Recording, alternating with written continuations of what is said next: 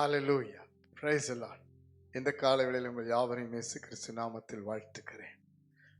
பிரியமானவர்களே, கர்த்தர் நம்மை நேசிக்கிறார். நம்முடைய குடும்பத்தை நேசிக்கிறார், பிள்ளைகளை நேசிக்கிறார், தலைமுறைகளை நேசிக்கிறார். காரணம், நமக்காக ஜீவனை கொடுத்து மரித்தோரிலிருந்து உயிர்த்தெழுந்த தேவன் அந்த அன்பை கல்வாரி சிலுவையிலே நமக்காக வெளிப்படுத்தினார். அவர் ஒவ்வொரு நாளும் அவருடைய நேசத்தின் வாயிலாக நமக்கு வார்த்தை கொடுத்து நம்மை ஆசீர்வதிக்கிறார். காரணம், தேவன் வார்த்தையா இருக்கிறார். அல்லேலூயா.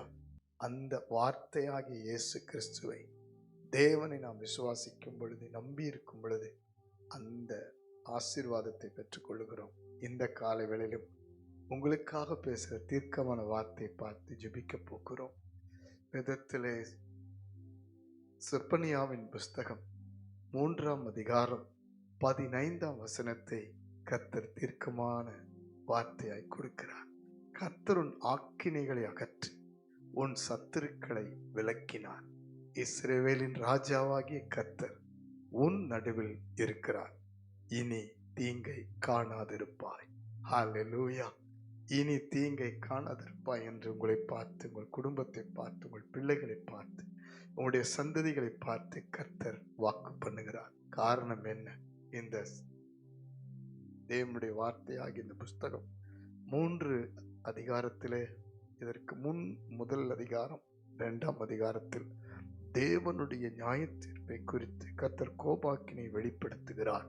காரணம், இஸ்ரவேல் ஜனங்கள் தேவனுக்கு எதிராய் செய்த பாவங்களின் நிமித்தம் சிறையிருப்பின் நாட்களுக்குள் கர்த்தர் கொண்டு போனதுனால அந்த ஜனங்களை வேதனைப்படுத்தின சில காலகட்டங்களின் மத்தியிலே தேவன் ஒரு மனதுருக்கமான, ஒரு மீண்டும் புதுப்பிக்கிற, மீண்டும் வாழ வைக்கிற, மீண்டும் ஆசீர்வாதமாய் மாற்றுகிற, மறுபடியும் கர்த்தரோடு இணைகிற, தேவ ஆசீர்வாதத்தோடு இணைகிற, இழந்த சந்தோஷம், மகிழ்ச்சி, சமாதானம், ஒருமனம், கர்த்தருடைய உறவு, தேவனுடைய பலம், ஆசீர்வாதம் எல்லாவற்றையும் திரும்ப பெற்றுக்கொள்வதற்கு முதலாவது ஆக்கினைகளை அகற்றுகிறார். ஆக்கினைகள் பாவத்தினால் வருகிறது, சாபத்தினால் வருகிறது, தேவ கோபத்தினால் வருகிறது. ஆனால் தேவன் பாருங்கள், நமக்காக தன்மேல் ஆக்கினையை சுமந்தார். நம்முடைய ஆக்கினைகளை அவர் ஏற்றுக்கொண்டார் என்று வேதம் சொல்லுகிறது. நாம் எல்லா விதத்திலும் விடுவிக்கப்பட வேண்டும் என்று கல்வாரி சிலுவையிலே நம்முடைய பாவத்தின் ஆக்கினை, சாபத்தின் ஆக்கினையை அவர் சுமந்தார். அது நிமித்தமே நமக்கு இன்றைக்கும் பாவ மன்னிப்பு உண்டு. உங்கள் வாழ்க்கையில் ஏதாகிலும் ஆக்கினைகள் காணப்படுகிறதா? பிள்ளைகள், கணவன், மனைவி, உங்கள் மூதாதையர், பெற்றோர் வழியாக உங்களுடைய சந்ததிகளுக்கு ஆக்கினை இருக்கிறதா? வியாதி, கடன், இன்னும் வேதனை, பாதி ஒரு வேதனையில ஆவிக்குரிய வாழ்க்கை இல்லாமல், மனம் திரும்ப முடியாமல் இந்த ஆக்கினையில வேதனைப்படுகிறீர்களா? அது மாத்திரமல்ல, சாபமான சில வாழ்க்கை மாறும். கர்த்தர் நமக்காக பாவ மன்னிப்பை கொடுக்கிறார். நீங்கள் இன்றைக்கு உங்களுடைய வாழ்க்கையில பெற்றுக்கொள்ள முடியாத சில நன்மைகளுக்கு, ஆசீர்வாதங்களுக்கு தடையாயிருக்கிற காரணம்தான் ஆக்கினை.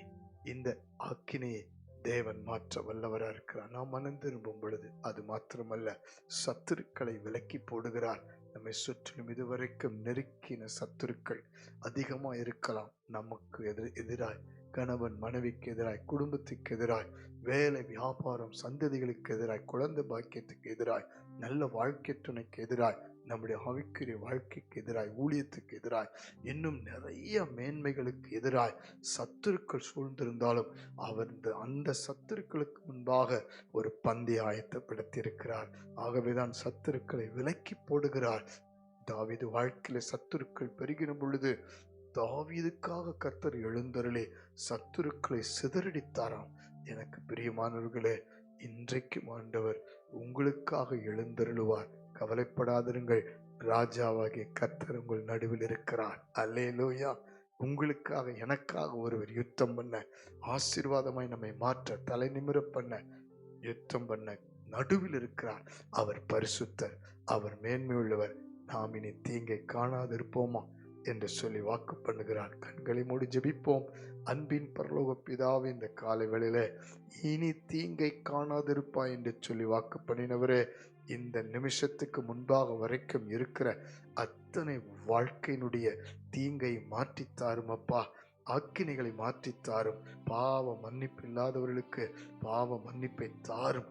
பாவத்திலிருந்து சாபத்திலிருந்து விடுதலையாக முடியாதவர்களுக்கு நீர் விடுதலை தந்து உம்மிடத்தில் மனம் திரும்புகிற ஒப்பு கொடுக்கிற வாழ்க்கைக்குள் நடத்தும்படி ஜெபிக்கிறோம். ஆண்டவரே, ஆக்கினைகளை மாத்திரமல்ல, சத்துருக்களை விலக்கி போடும்படி ஜெபிக்கிறோம்ப்பா.